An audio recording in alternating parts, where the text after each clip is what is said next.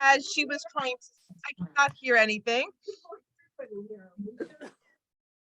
So now I have a new appreciation and understanding for all of you that can't be here in person that log on.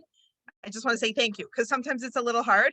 And what I found with Laura, because she stood up, because there was a big crowd, so she, sometimes like you have more energy when you're standing, but as soon as she sat down in front of the Zoom, it was much easier to hear her. So I'm going to be sitting here for today. Sometimes I like to stand, depends on my mood, but I'm going to just stay over here, and everyone is very spread out. So I hope we're all going to be able to hear.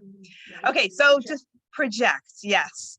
So I just want to give a shout out to, we actually have two new people that have never been here on a Tuesday morning class. So Rifki and Allison came all the way from West Rogers Park. And it's so nice to have Rifki back. She's been recovering from a situation. I don't know if you want to go into it, but thank God she's on the mend. And it's really, really, really nice. I feel like saying a blessing. Like, I don't know what blessing to say, but Baruch Hashem. Like literally giving you another, like a new lease on life.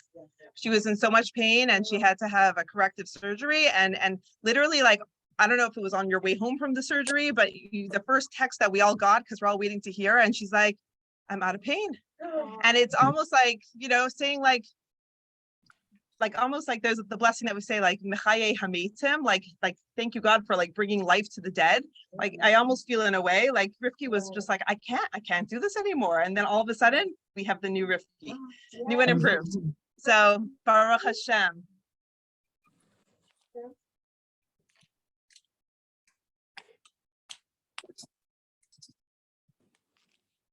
Okay, so you guys didn't hear all that, but all the medical gory details. Okay. So for all of our newcomers, we give out notebooks, but I only have one more notebook. We have to get some more made. Oh yeah, okay, fine. So do you guys, I don't know, Rifki, do you have one? Okay, so but maybe you could share it with, and if you need, we have.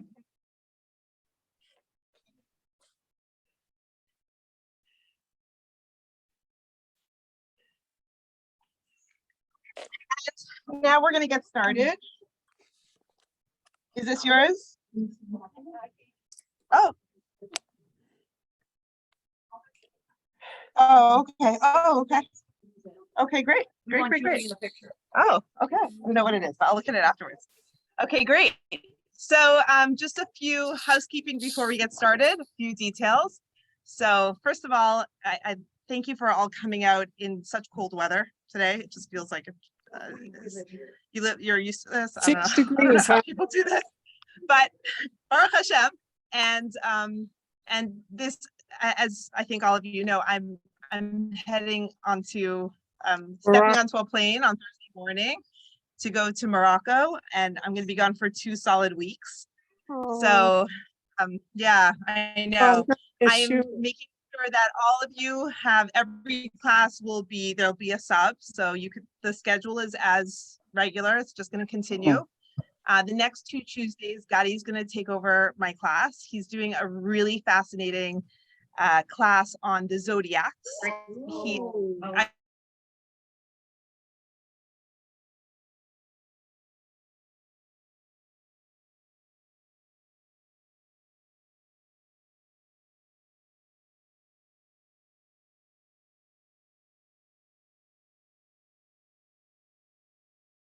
Oh, there's no sound.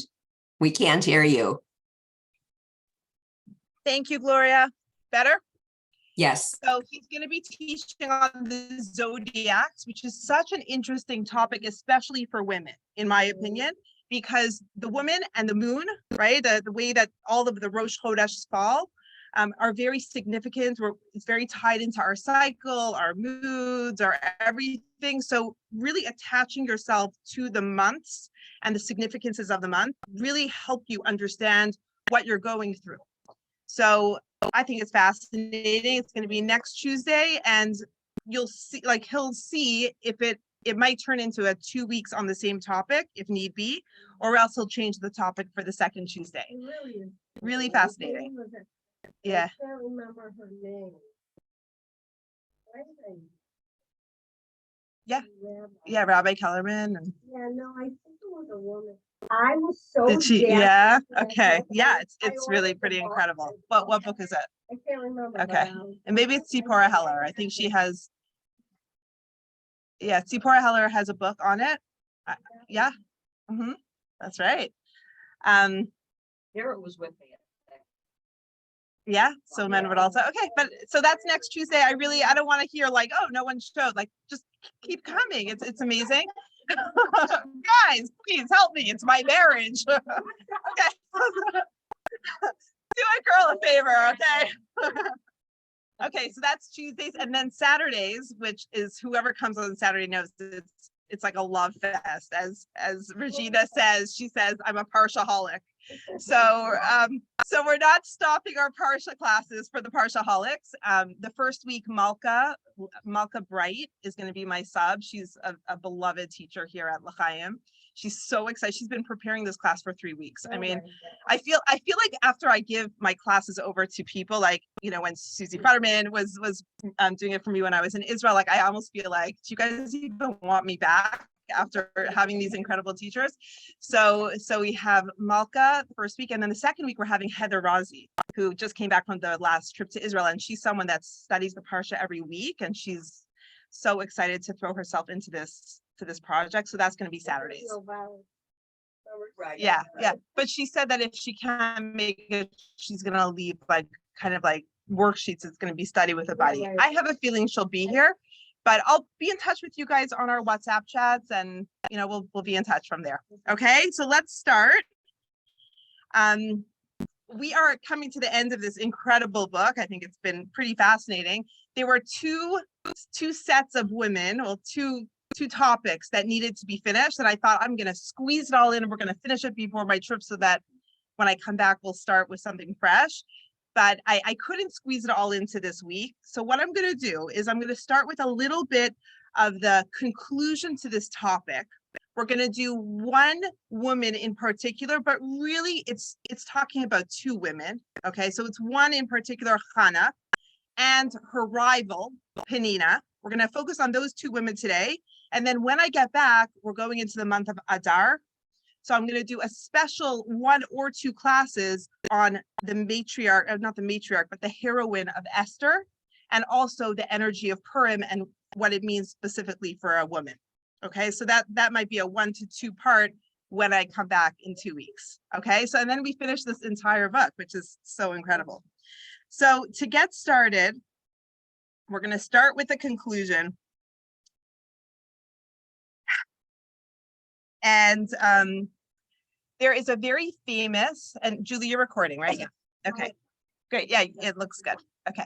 There's a very famous story written in the Gemara. This is a story that was brought down thousands of years ago about this individual. His name was Choni HaMa'agal. Does anyone recall that name? Allison, do you recall it? Okay, the circle maker, Choni the circle maker. Do you know the story, Ricky? No, vaguely. Like it's a name that you're like, oh, remember that name from? Yeah, he made circles. Like wherever he was, there he was. He made the circle around him. But what was so interesting about this individual is that he was found planting a tree. I think it was a carob tree. I don't know if it was a fruit tree. This story is familiar to a lot of you. And someone stopped him and said, how long will it take for that tree to bear fruit? And he said, I don't know, maybe 70 years. So he said, so why are you planting it? Right? You've heard the story. It's a very famous story. It's a commonly shared story because the meaning is so powerful for our lives. Because what is our life all about? Right? What was his answer, Sue? Why is he planting this tree that he will never be able to reap the fruit from? For the future, his children, maybe his grandchildren even, right? It's not for him. He'll never partake in it. But he is a person that's not only living in the here and now, his life goes beyond him. He's living for his legacy. He's living for the heritage that he's going to leave to those that will pick it up after him. Okay, so taking that example and bringing it back to the topic of women, because we've been going through all these fabulous women. right? A woman that is planting a seed that she might not ever see the fruit of that seed. She might not reap the benefits, but she's still planting a seed, whatever that seed might be. It might be a seed in the direction of her family. It might be in the direction of her community. It might be in the direction of helping people get on their feet. It might be chesed. It might be, you know, feeding people. And feeding is not only physical, it's feeding people emotionally, spiritually, right? And physically. We have people here that volunteer at soup kitchens with what do we call it? Ma'ot Pitim and Tomchei Shabbos. And you could speak to Dana if you want to get involved in some of these things. But there are many ways of feeding people that you might not ever see the benefits of your action. Is anyone here a parent that was here on Sunday? Sunday night, we had the bat mitzvah moms. So I don't think any of you were there. We had a guest speaker, I was there. Tom, who's this fabulous. Oh, you were there. Sophia was there. I think his name was it Dr. Barr? He was a retired doctor who is now devoting his life to fixing bikes and helping people in third world countries. They send shiploads of bikes so that people could get to work and make their own living. And I don't think he was a dentist, but he's just, sorry, I wish I remembered his name, but doesn't matter. He's helping people get to where they need to get to, helping kids get to their school so they could possibly have an education and have a chance. Now, he'll never meet these people. All he's doing is fixing a bike. He's such a skilled genius of a man who fixed hearts and bodies and surgeries, and for his whole life. He's probably in his 70s and he just recently retired. And now what he's doing is he's fixing these bikes, he's sending them off, and he's the one that actually spoke about, are our actions altruistic? He asked the girls that question. We had to explain what that word meant. How do you explain altruism to a 12-year-old girl, right? When you do a good act, like, are you doing it for pure motives? Is it 100% pure, or are you getting something back? But what do you think the answers were? Just curious.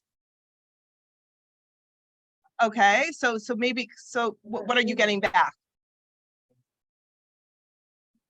Okay, so the feel good. So it feels good, but is that really getting something back? There are many levels to getting back. Like, if I give this donation, I want to see my name on the building, right? That's another level. And that's also a very high level because it helps other people be encouraged to also give. It's a level, but there are many levels. And if you're doing something for very pure motives and all you're getting back is feeling good, that's a very high motive. That's pretty altruistic. So the women that we have been speaking about for the last couple months, they've all made, huge contributions to the Jewish world, to their worlds, and beyond. Last week, I think it was last week, we were talking about how many generations are even going to remember your name, right? It's a pretty heavy thought. Like, do you know your great-great-grandmother's name? Most of us do not. We took a poll last week. Most people said no. We know our grandmother's names. Many of us know our great-grandparents' names. Do we know our great-great-grandparents' names? And the answer was no. That means that 3 generations after we're gone, no one's even going to know we existed. So how do we get to a level? All these women that we have been speaking about have been discussed and learned about and studied and tried to, people try to emulate their ways for thousands of years. How is it possible that in thousands of years after we are gone, we're still our essence? There's going to be something in the world, a seed that sprouts, that people are still benefiting from the fruits. And so it's a big question for us to really ponder, and how to really leave a legacy behind for generations to come. Okay, one of the examples she gives was a very tragic example that really kind of speaks volumes nowadays with so much that's happening in the world as far as terrorism all over the world. But the example that she gives is in 2015, we all probably recall, we probably remember the terrible terrorist attack. It was a shooting in a French kosher supermarket, and the terrorists came in, they took some people hostage. So there were a few people that survived, a few people that didn't. I don't remember all the details from it, but I just remember it was a traumatic experience for the entire world. And one of the cashiers she was held hostage, she was actually interviewed.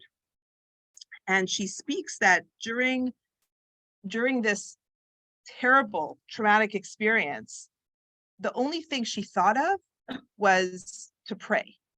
And she doesn't know prayers, all the prayers off by heart. Like, what would you pray? So something came to mind and she started, reciting a Psalm of Tehillim by heart. And it was the Tehillim chapter that has the words, I look to the mountains. From where does my help come? My help comes from the Lord who made heaven and earth. So the question is, and it was pretty crazy because all the people that survived, articles came out, people wrote many words were much ink was spilt on this episode. And the question is, where did this woman or all of those people get the strength to react in the way that they reacted? Right? You would think you go into panic mode when you're panicked, and who could think of a Psalm of Tehillim? Who could think of God in that moment? Who could think, right? But all of them said like their only thing that they only felt like only God could help me. They were so in the zone in that moment. And where did they get that strength from? So this is just one example, but really any hard thing that happens, and when someone rises and has the strength and you say, where did you get that strength from? So what we know is that these people in that moment are standing on the shoulders of giants. They're standing on the shoulders of great people that came before them. We know from all the stories we've been learning that when push comes to shove, when someone is in so much pain, they turn to God, right? We know that from all the matriarchs, all the stories we've been sharing, so much pain and anguish in their own life. There's a need, there's a lacking. They cry out to God. And we even learned that sometimes God holds back giving something to someone because they're great and he wants them to pray. Their prayers have to come into the world for some reason, right? It might not go to them, but many of you know that last Monday that my dear friend Sharon Shanker passed away. And I listened to the funeral not once, but twice. That's how inspiring it was. I shared the link. If anyone wants to be inspired, have you ever been inspired by a funeral? Like totally inspired off your feet? It was so inspiring because a funeral really shows you, well, what is my life about? And what do I want people to say about me after 120?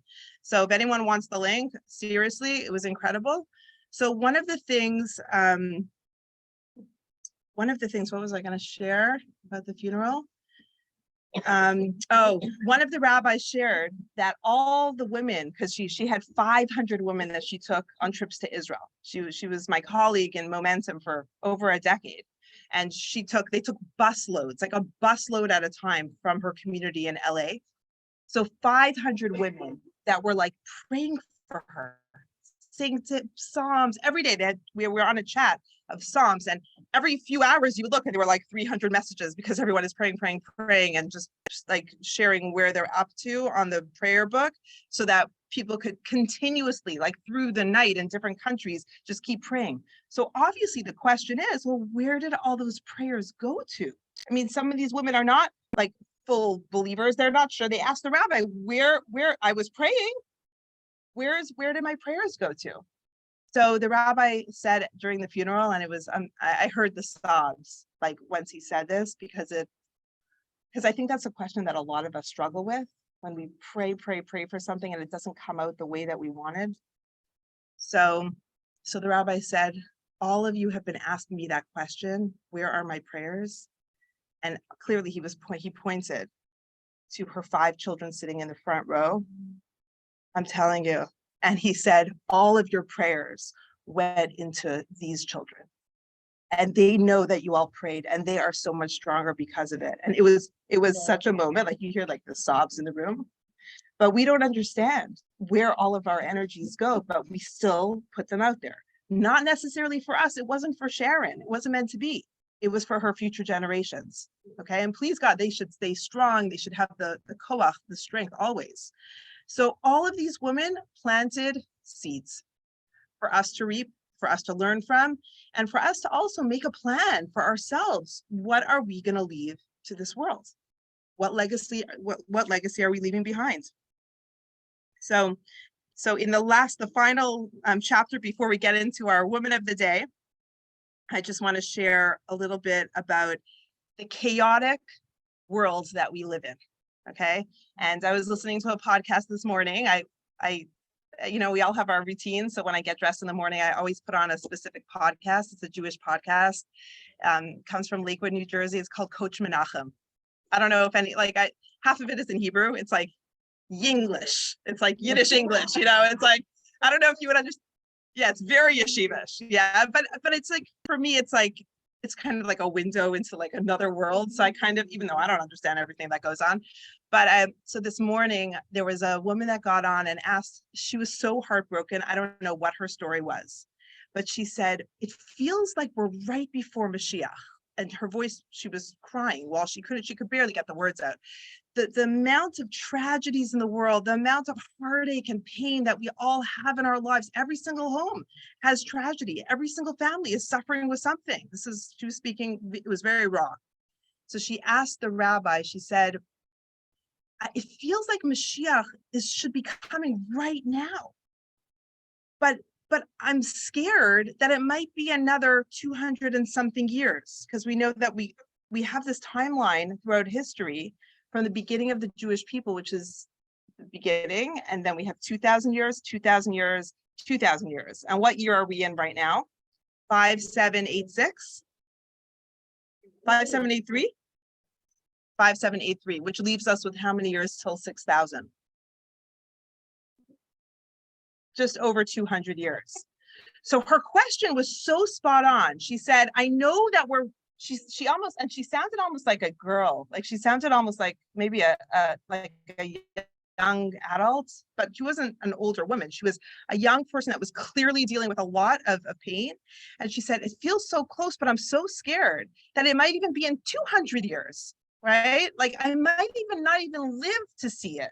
By the way, when I heard her ask that question, I mean, I'm sure she broke everyone's heart open, because we could all understand that pain that we see, that we feel day to day, and we kind of feel helpless. So interesting. I don't know if the rabbi didn't make this connection, but I was thinking the greatest man of the previous generation in the Jewish world was the Chafetz Chaim, right? Are you familiar with that name, the Chafetz Chaim?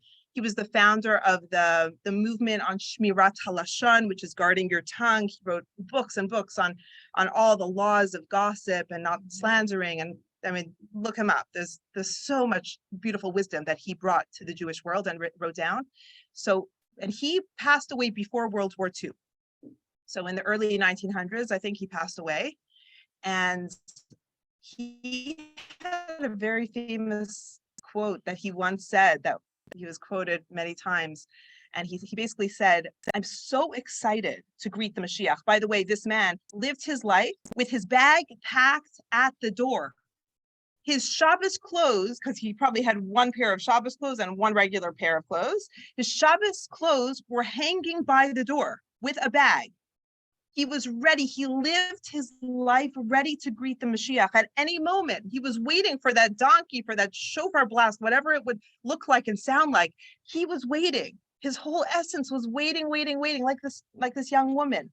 But his quote was, I'm so excited to greet the Mashiach, like it's coming. I hear its footsteps. And then he said, but I'm so scared to live in that generation. It was so profound. And he was someone of so much faith and such a tzaddik of a person. But anyways, I heard it in this woman's voice. Like, she might not be there. We might not be there, but our great grandchildren may be there. So we have to make sure that they know who we are and they know what we stood for. So so that they're still getting on that bus or getting on that boat to go towards, that redemption, that better time. We have to make sure that someone's going to want to pick up that piece. This might be a painful story to share, but it's a true story. I hope it's okay if I share it.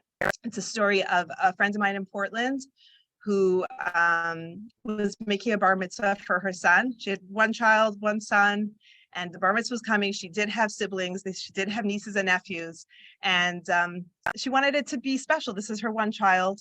So she asked her mom, who was already living in an old age home at the time, she asked if she could use her father's tallis. Like, she found it in a box in the attic and it was all dusty. No one had used it. And the mother said, and the mother was already in the old age home and maybe not 100% in touch with the whole situation of the family. But the mother said, you know what, I don't want you to use it because I'm scared that your siblings and your cousins and everyone's going to be jealous. They're going to be, if I give it to your son, then they're not going to have the opportunity. Like, I don't want to create conflict in the family. And my friend told me, it was quite a moment. She said she did the math, the mental calculations of like her siblings and their kids and where everyone's going and the directions. And she said, and I realized no one would even remotely want to have that tallis. Like, there was no one that was going to be asking for it. And the message is that we need to make sure that whoever it is down the line from us, they're going to want that tallis. They're going to want that connection. So that's what all of these women have done. Thousands of years, we're still learning from them. Let's jump in. Let's learn about our woman of the day, Hannah. Hannah and her, I don't know if we could call it her rival. I don't know if that's, but Hannah and Penina, they kind of go together. And we're going to have to be open-minded when we learn about the dynamic between the two women, because at face value, it might seem like, certain things were not necessary. And when we go a little deeper into the midrash, into like the stories around the stories, we understand that sometimes good intentions could come across in a way that is too harsh, and there might be punishment. So even good intentions can go punished, because we have, as we learned last Tuesday night with Laura Martyr, we have bechira, which is free will. So even if we're meant to carry out a certain edict from above, we still have choice in how we carry it out. It could be done with sensitivity, or it could be done in a way that's cruel. So Penina messed up in how she carried out her action. She was from the good side. Some people say she was a righteous woman. Some people say that she didn't do anything wrong.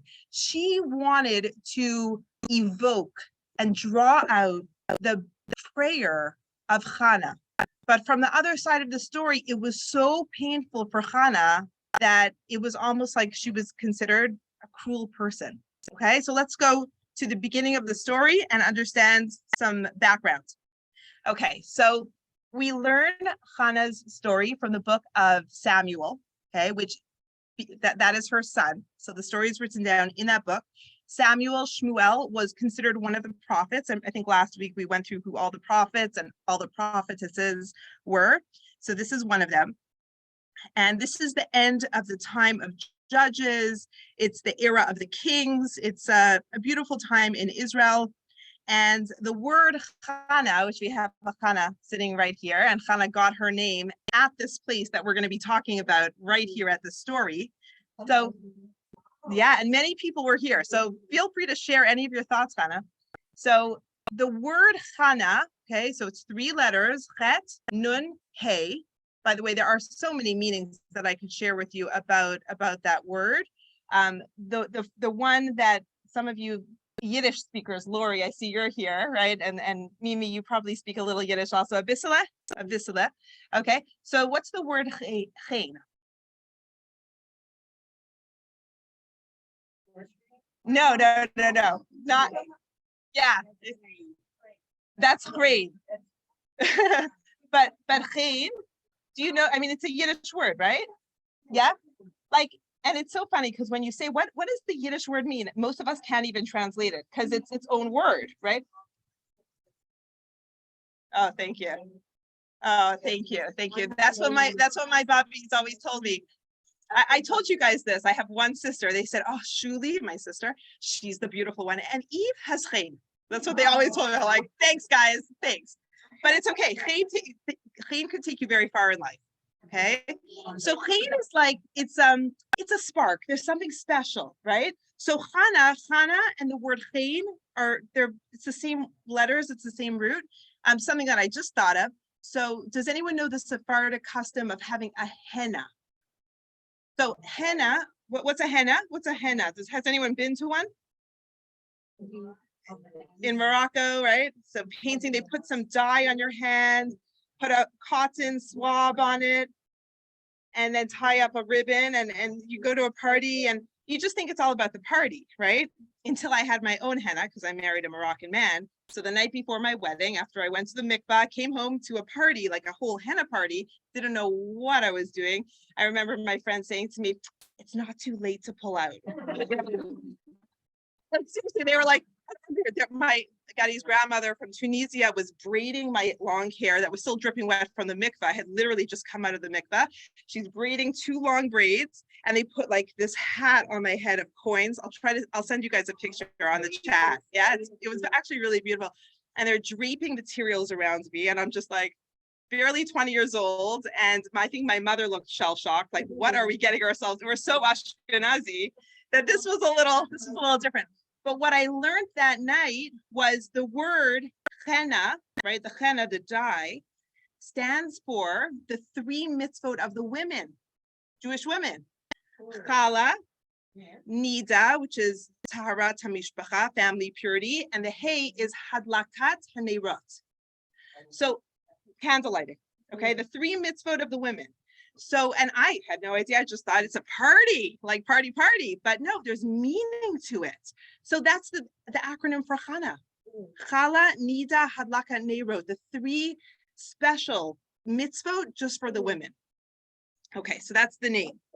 Pretty cool. Oh yeah, well, it depends who she marries, right? Laura asked if my daughter will have that. Please God, please God, please God. We are looking, we are taking applications right now. Just joking, we're not desperate, we are open. Okay, but she's 20. Yeah, so she started looking. We started looking. Oh yeah, we're very open.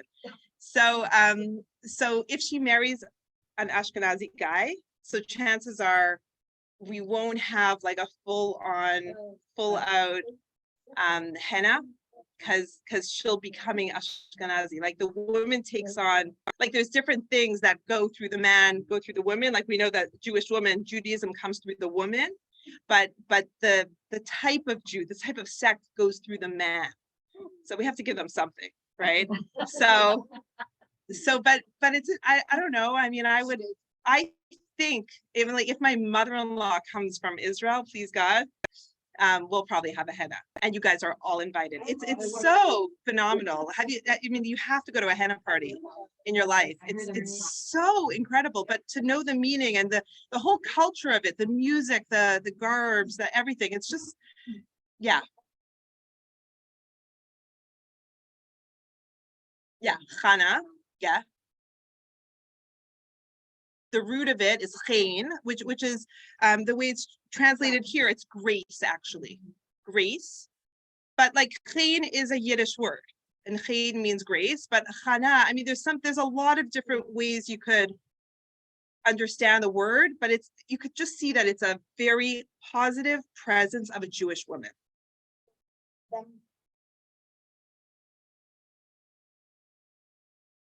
No, so Chana and henna, it's the same letters. So I mean, sometimes you have to kind of like stretch your imagination. It says over here, it talks about the chen of Chana. I added my own interpretation of like the henna, the Chana. It's the same letters.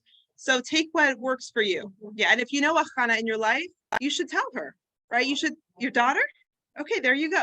So first of all, she's named Chana. What a powerful name, because of what she gave to the Jewish woman forevermore, right? And for the Jewish people, not only women.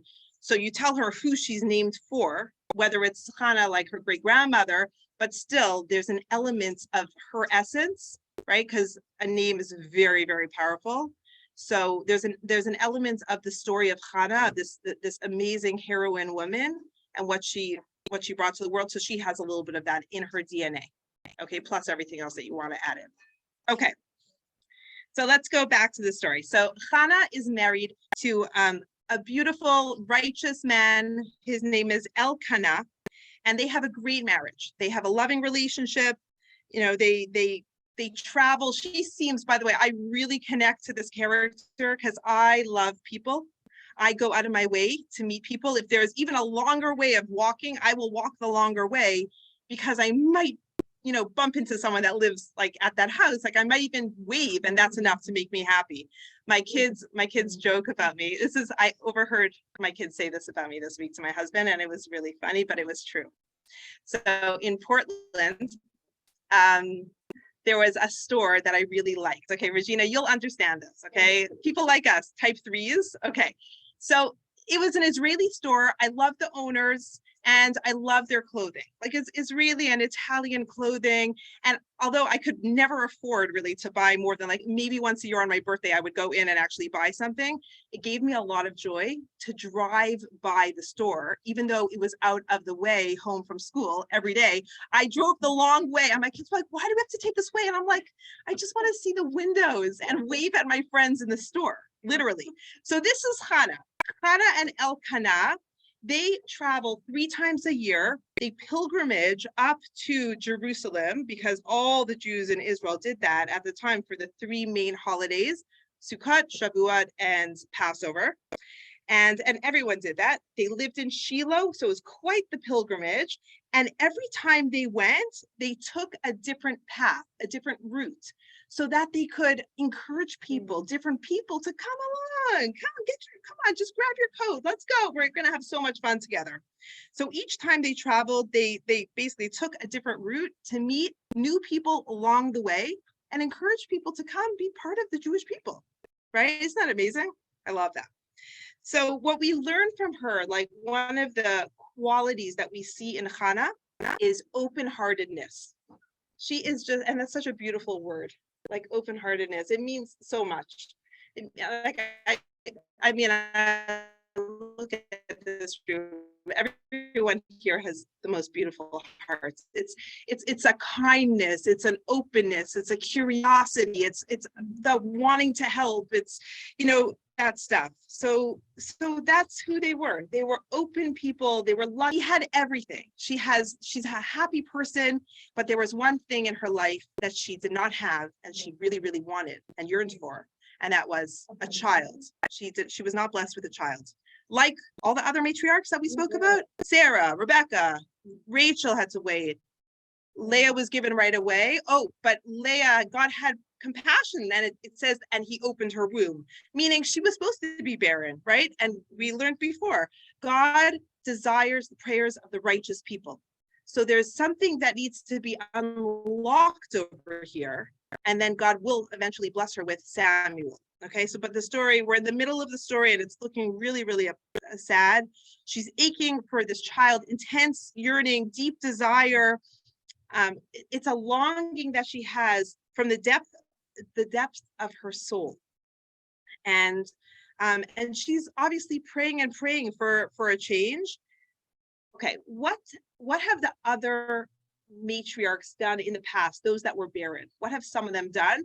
Sarah, Rachel, Leah, what did they do in order for their husbands to have the children that they were supposed to have? What? A concubine? Okay. So it was very common in those days. Take my handmaid, maybe, and I will be built up through her. Maybe she'll have the child. Okay. So once again, she says, well, if all my matriarchs did this, and by the way, it says here, Sarah, Rachel, and Leah, it wasn't Rebecca. So that's what she says. She tells her husband, take another wife. And maybe God will have mercy on her. Okay. And at that point in the story, comes in the next woman, Penina. So Elkanah. Elkanah was her husband with 2 men in this like in this chapter that are pivotal to the story. Elkanah is her husband, and Eli is the Kohen Gadol. We're going to meet him soon. Okay, but now let's meet Penina. Okay, so Penina comes in. Penina might have been her neighbor. Penina, by the way, what does Penina mean? Pearl. Okay, good. And many people are named Penina. Is that your name? Okay, it's your Hebrew name. Beautiful. What's Penina in Yiddish? Okay, Peril. That's so nice. Okay, so very interesting to know, because we've spoken about this.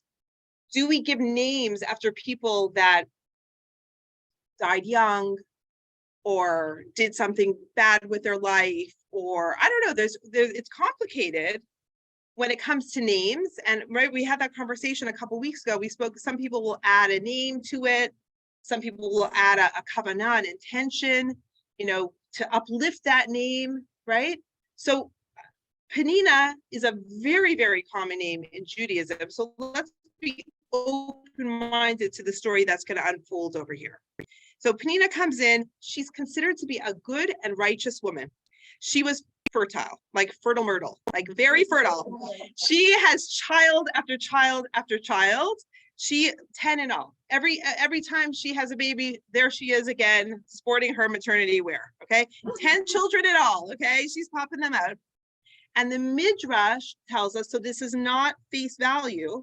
This is not like the shot, but the Midrash, the stories around it tells us that Penina taunted Hannah. Maybe it was her mere existence that taunted her, right? We don't know if it was necessarily her words, but it says that she flaunted her own motherhood and it made Hannah feel bad, right? And I mean, Hannah's empty womb, empty arms, it's very painful. It's just painful. And by the way, when you are that person in pain, when you're that person needing someone, it's not even the reality, it's your reality, your perception. Because I remember there were 2 years that I was trying so hard to have a baby. And everywhere I went, it seemed like to me, everyone was pregnant, right? It's always like that. And it's only after, you go through something, like, God forbid, like, you go through something, then you realize so many people have that, right? Like it's so common, but we see the world through our lens. Okay, so she's feeling very, very bad for herself. And there's different interpretations about Penina. Was she righteous? Was she not? So one interpretation says that Penina was trying to make herself look good, but another one said that she knew that all Hannah needed to do was pray, because God holds the key to really everything. But there are a few things that are not dependent on your mazel. It's only God that holds the key, and one of them is the key to having children. Okay, I mean, nowadays, medical advancements and everything, it's very, very common that if someone is experiencing infertility, there's a very high chance, with all the offerings that the medical world has, very high chance that there's a chance that you could have a child, but it's not 100%. It's not 100%. And only that is God. Okay. So Penina, it could be Penina just knew that she just needs to be so down on her knees that there's nothing else no one else to turn to. No doctors could help her, nothing. She is so in pain that now she'll pray so hard that maybe God will grant her this child. Okay, so I guess like we could all decide for ourselves. We don't know. We don't know what it was, what her intention was. Okay, so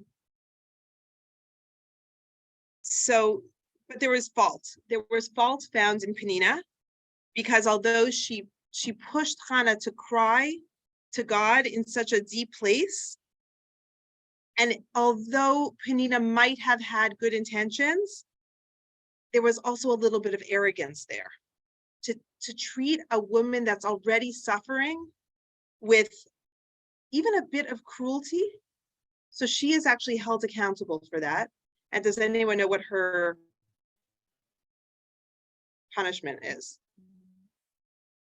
So all of her children die. All of Penina's children. Yeah, she has a very, very drastic punishment. Yes. Why did the kids? I'm saying, Yeah, that's it's a good question. Well, we don't know what their kids' stories were. Like like we don't know what their stories were. I don't know much about her kids, but it's a very drastic. Kids are gonna be, can't remember which passage, but anyway, the sons of the fathers will be, the sins of the fathers will be given to the sons and their sons. I So, think you can go both ways. well, I don't know. I mean, I don't know. It's an interesting question. If kids are responsible, if they carry on the sin of their parents, that's a good question. I'm gonna look into that a little bit. And like, as Bonnie said, I mean, she just quoted that, yes, you do carry it on. Things are passed down. But there's sometimes a tikkun, like a rectification that a child needs to do for their parent or for their grandparent, or it could be generations. And there's an atonement. So maybe this whole family dynamic was part of this atonement.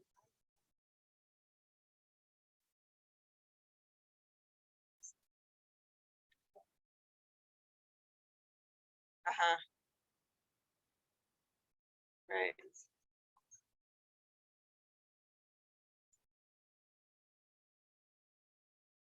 Yeah, sure. So the thing is, they can't hear you. Okay, my granddaughter does. And there's a couple of girls in the class that are. Oh, wow. And we had, when they were in Arizona, and it turns out. He's a boy. Yeah. Okay. So what Mimi is saying is very. They were boys, the sisters obviously. Right. Yeah. Yeah. There are things that are like. How things get passed down. Yeah. You learn from. The apple doesn't fall far from the tree. I mean, I mean, to be a self-made person is a very looked up kind of, like, that's a nice thing to say. Like, someone that pulls himself out from the ashes and makes a life for himself is very impressive, rather than just, like, you know, following.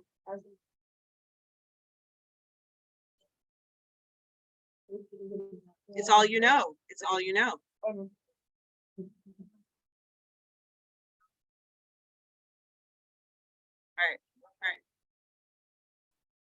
Right. Let's get back to the story, because it's a fascinating conversation about, you know, how things are passed down in a negative way, and if we still are accountable for the sins of our past. I mean, we're still atoning for Adam and Eve's sin, right? Like there's certain things that are passed down that, you know, things change in the world because of actions. You know, everything has ripple effects and ramifications. Okay. So now let's go back to the storyline. So we have Hannah and Elkanah, beautiful couple, beautiful marriage. She's like, take another woman, have a child through someone else. And Elkanah says, I don't need any children. I'm okay just with you. Like, I love you. And he actually says to her, am I not as good to you as 10 sons? Okay, he's like, we have each other, like, you know. And there's so many beautiful, more modern stories.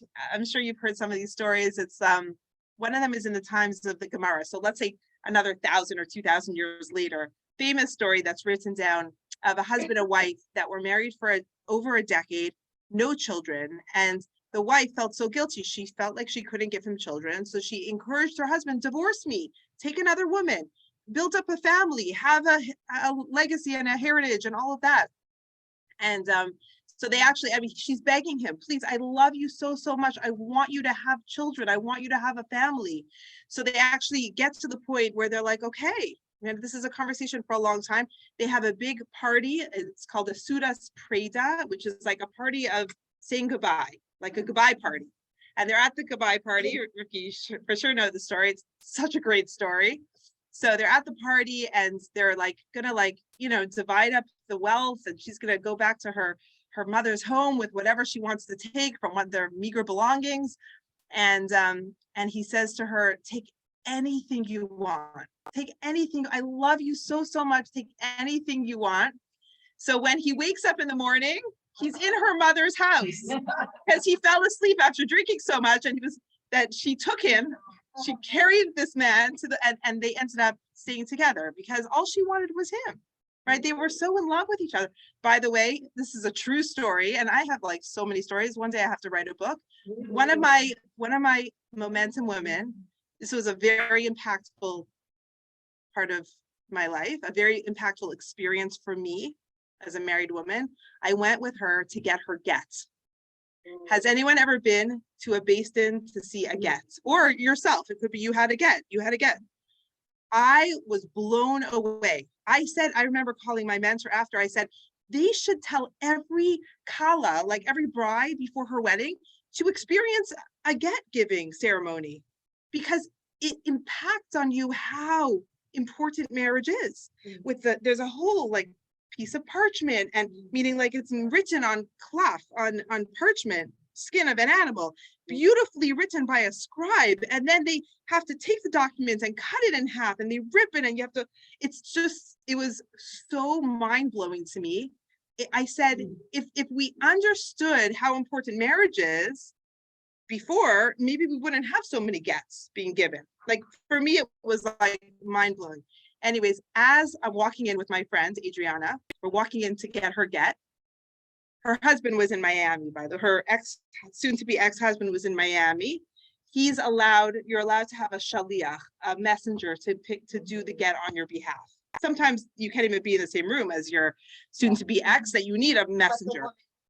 I don't know. I think it could be done both. I think it could be done with messengers. I think she was there. I went with her. As we're walking into the synagogue, her husband calls, her soon-to-be ex-husband. I was ready to kill him. He says, Adriana, I love you. I'm thinking, like, seriously, now we have to go through this. And she's like, I love you too. They've had a bunch of kids and all this stuff, but it was definitely time to say goodbye to the marriage. I mean, definitely lines were crossed and whatever it was. Anyways, about 2 weeks ago, she called me up. I was literally climbing into bed, and Adriana's on the phone, and she said, I just wanted to tell you that Jacques and I got remarried tonight. And I didn't want to say it all along, but I kind of felt like I knew it. Like I knew it, because you don't go into a get saying, I love you, right? Because clearly there's so much there in the marriage. Okay, so here we are, Hannah and Elkanah. They have such a beautiful, loving relationship. He doesn't want to take another woman. And he says, am I not enough for you? So here is Hannah's, and I'm just going to race the clock a little bit because I really want to get to the end of this. So let's keep all questions to the end, if we could. So here is where Hannah's very famous speech comes in. And this is something that we read on, is it Rosh Hashanah or Yom Kippur? I think it's on Rosh Hashanah that we read Hannah's, it's the Haftorah on Rosh Hashanah. So this is, and it's not by chance that we read it on Rosh Hashanah, because it really shows the yearning, the power, and everyone at Rosh Hashanah is yearning for something. So here is part of her pouring her heart out to God. She says, every part of a woman's body has a purpose. How could you give me a womb and not fill it? She goes through every part. She says, how could you give me breasts? Are they not to nurse a baby? Like she's just pouring her heart out. She's pleading and bargaining with God. And Hannah promised God that if he gave her a son, she would dedicate his life to divine service. Okay.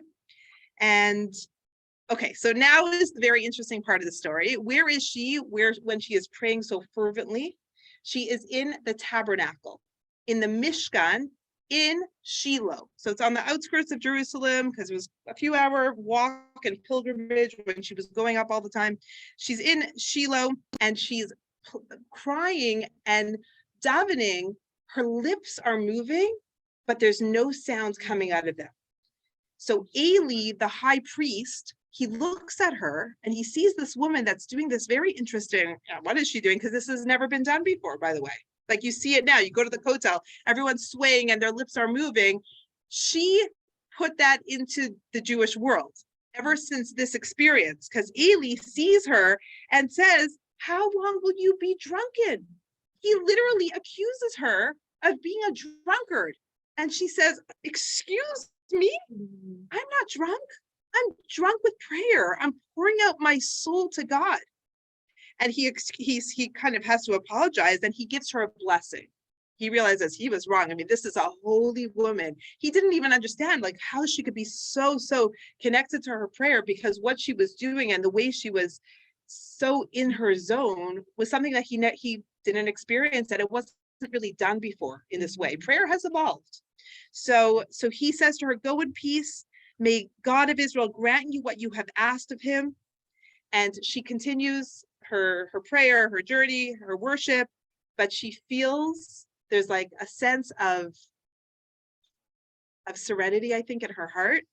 Let me just see the words that she says. Oh, it says here, she continues her worship and she was no longer sad. Meaning she just something, it's like sometimes like Hashem just like, I don't know, sometimes you feel like something is lifted. So this is like her, she just feels like she did her part. She poured it all out, the pain that Penina caused her, whatever it was that brought her to this moment of being so intense with her yearning for this request. She did her part. Eli blesses her and she goes home. And then, you know, this is very common. You'll see in the Torah, it says that so-and-so knew her, and Abraham knew his wife. You see it again and again. It's a euphemism for intimacy. Exactly. So this is what happens. She goes home and it says Elkanah knew Hannah, his wife, and that God remembered her. And so this is like a deep soul merging. This is not just intimacy like what you could get on Netflix. This is like the deepest level of intimacy, of body, soul, emotions, of husband and wife that have been through so much, and they are blessed with a child. Not just any child, they're blessed with Samuel, the prophet. She gives birth to a son. She nurses him, she weans him, and as soon as she weans her child, she keeps to her bargain. Like she said that she'll devote him to the Jewish people. She brings him to the tabernacle. She brings him to Eli, the high priest. She reminds him that she was the woman that was praying so fervently and asked for a child, and here he is. He's all yours. So that is, you know, some of the story of Hannah and Penina, these two women that were very connected in almost in a painful way, but I think they definitely had you know, a part of each other's story. There is a connection, a deep connection between the two of them, and maybe Penina was integral in Hannah really being so broken that she could cry out in such a way. Is anyone having a hard time with the story of Penina? I mean, what we know about the story, there's the pshat, and then there's the midrash, like the stories around it that say that there was cruelty. Is anyone having a hard time with any of that?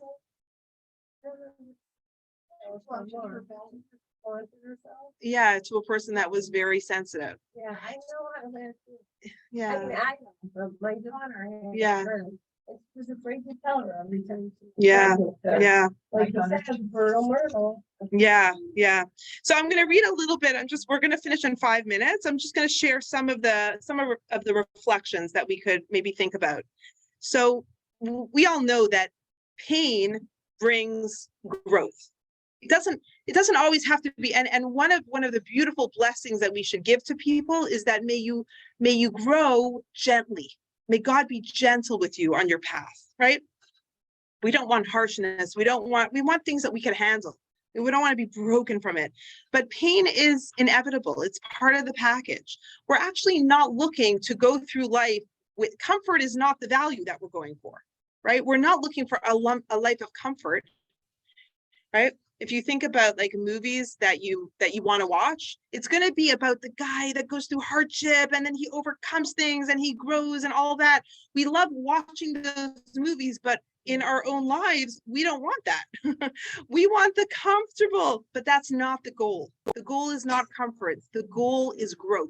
Okay, so pain is usually part of the package of growth. So there is the lesson of sensitivity over here, that and obviously the punishment that Penina got was very, very severe, very severe. As much as it could be she had good intentions, there was still a little bit of cruelty.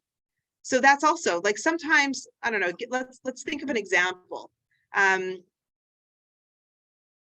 I don't know, I always felt like a terrible, not a terrible mother, but you know, when you hold a little child at the pediatrician and they're getting their shots, right? Like, I mean, I want to cry, right? It's more painful for the mother, but you know that you're doing the right thing.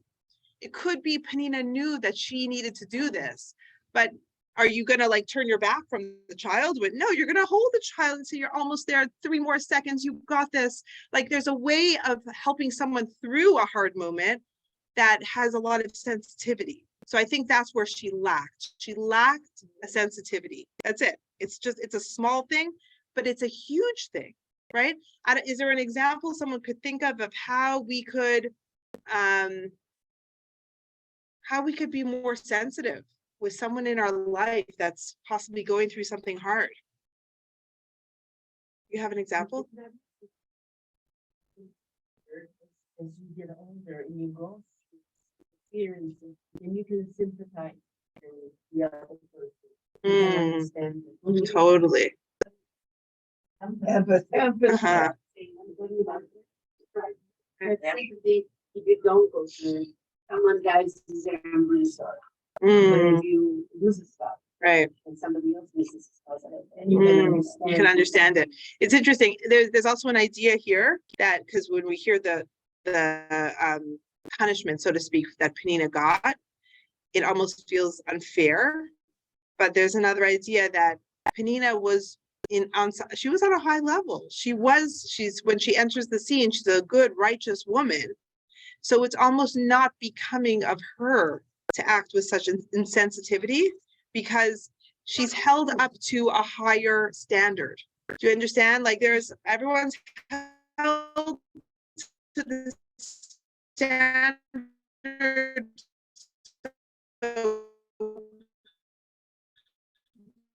For her, where she was at, it was very, very severe. And over here, did you have something that you wanted to add? Huge. Yeah. Yeah. Yeah. I guess the takeaway, because I think that you really hit it on the head, like, and that was for sure present. Like if she was so like, well, look at me, here I am again, expecting, like it was her arrogance that really rubbed Hannah the wrong way. So I guess the question that we should all ask ourselves is, how could I lead my life with a little bit, like a notch higher of sensitivity? Everyone needs sensitivity. It's such a basic need. People want to be seen, people want to be heard, people want to be felt and understood. How could we up our level of understanding the person in front of us? You know, just kind of like just going a little deeper. I always say, like, when we see someone, how are you? Fine. You know, they're already on the second aisle of the supermarket, and you know, you barely got a chance to say if you're okay or not. Like that's nothing. That's like kind of cancels each other out. How do we really see someone? Because we're all rushing. We're busy. We have a lot of people in our lives. How do we see someone and look at them and really ask them, are you okay? Is there something that you need? Yes. Awareness that when you. Circle Right. Yeah. Yeah. Right. Right. And I kind of like that. I wonder if we should use the word sensitivity, like just by saying, you know, when I saw you, you know, calling someone and say, I saw you at the supermarket, you looked worried or concerned about something. I might have been a little insensitive. I was rushing. I'm checking in on you now. Right. Just using, like, owning that we could all like up our sensitivities, or we might not have had the time in the moment. But lots to learn from these women. And Hannah, I mean, the way that Hannah prayed in that moment is how we pray the silent Amidah, the prayer that we do 3 times a day, you know, Shacharis, Mincha, Marav. There's always that private prayer, the Shemona Esrei, it has 18 blessings in it, the Shemona Esrei, 18. So that comes from Hannah. That's her contribution forevermore because of her fervent prayer at that moment of need. So any questions, comments? I'll see you guys. Yeah, I'll see you guys in 2 weeks. But yes. I just want to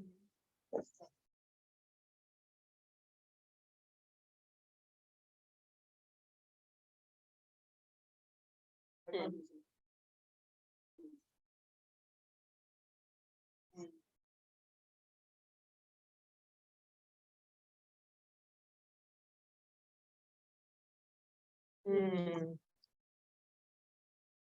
Mm.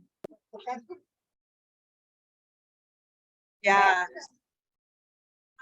First of all, it's very interesting. So what I absolutely, I'd love to like think about it a little bit. It's food for thought.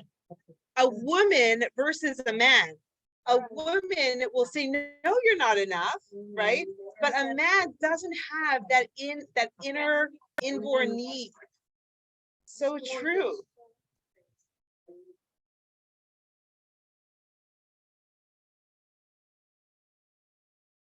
So true. And well, with all the stories, I feel there's so much relevance. I mean, the same things happen in different, I mean, the example that Mimi gave of bullying, like the cruelty that's out there. And I loved what Mimi said actually, because it really does trickle down. I mean, I'm teaching in a high school this year, and it was a little bit of a, like, it was a little shocking to me in the beginning. Like it was the first time I saw chutzpah. There's no chutzpah in our household, right? Like my kids cannot get away with chutzpah. Okay. So walking in, like I saw chutzpah, but then I had to understand where the chutzpah was coming from. Like you have to understand, you have to like pan back and see like, oh, it's that family. Like, you know, because it all comes from somewhere. We don't grow up in a petri dish. So yeah, very interesting. Yeah, very interesting. I think there's a lot of relevance, even though it's so many years ago. Yeah. Stories of men who their wives because they want the lineage. Their own DNA going. They don't want an adapted DNA. You know, James Schmo, the senior, junior, third, fourth, and fifth. I Nice, think there's different. nice. Okay, guys, I want to give a real big plug for the class tonight. So our brand new, it's our third week of the Wheel of Wisdom every Tuesday night here at the L'Chaim Center and on Zoom if you don't want to get out again. But I would highly recommend plugging in tonight to our Zoom or come in person 7:30. We're having Ari Shabbat, who is such a fabulous guy and speaker. And he's the momentum trip leader for the guys. So awesome guy. He's speaking tonight. What was his topic, Julie? Do you know it offhand? Your practice life. He's such an inspirational speaker. Highly recommend. So that's tonight. And then next week we also have, is next week. Oh, Chava told you? Okay. Okay, good. So we have Chava coming up, also an incredible speaker. It's just every single Tuesday, forgetting in order to remember. Yeah. So every week here, Tuesday night. So Tuesdays are becoming like strong learning days over here. Very excited. Yeah. And I don't even work on just Tuesdays you now. could like pull up a mattress outside. You just stay here. It's all I need good. blankets. I need a fire blanket. That's cute.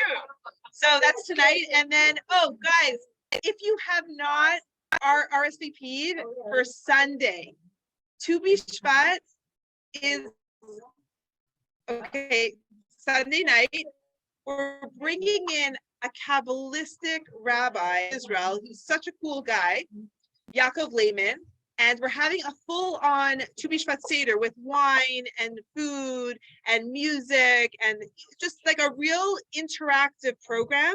It's on Sunday night here. You could bring kids. It is like, he wanted it to be like 3 hours long. I think we made it for like 2.5 hours. Like he's like hardcore. I'm like, I don't know if we're that hardcore. Like, you know, 2.5 hours is a long time. Yeah, thank you. It's fine. He might stay here all night meditating. I don't know. He's a really cool guy. He does like Tai Chi in the Judean hills. Like he's literally like one of these like lights, you know, his body kind of weighs down his soul.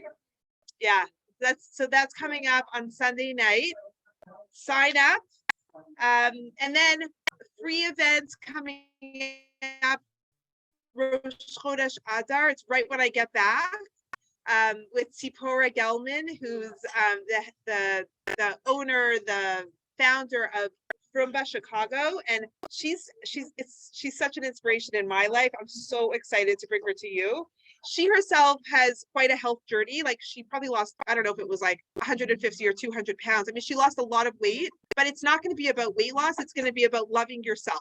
And so for that series, the Rosh Chodesh series is called like, it's called the Rosh Chodesh Living One Room at a Time. So we've been going through every different part of the house. So this is like the home gym. And it's really about like physical and emotional well-being, right? We have this is Rivki's running this program. She's spearheading all the details. Allison, you're going to be here, right?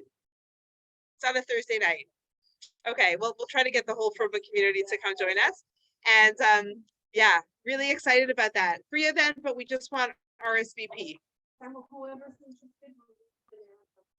Oh.